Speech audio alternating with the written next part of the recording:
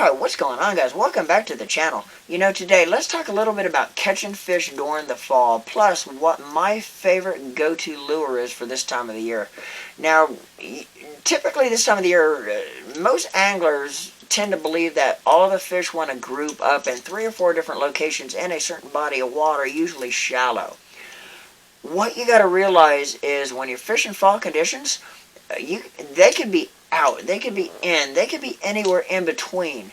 Now, when I'm trying to target fish during the fall, I tend to try to cover water. I try to cover water versus trying to establish a so-called pattern because of that reason. So cover a lot of water is key when you're trying to fish fall time conditions.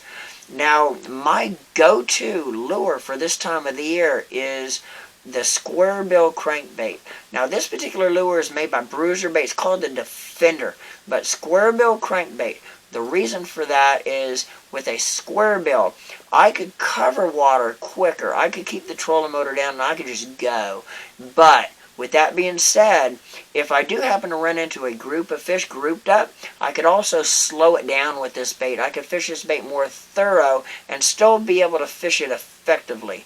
So that's the main 2 reasons I like to throw a square bill during the fall, is because I could fish it fast or I could fish it slow and thorough just as well.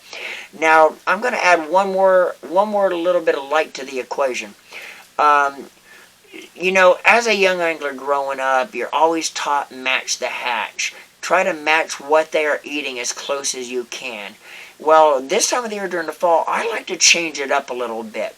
There is so much food down there that they are feeding on this time of the year, so much forage that they are eating.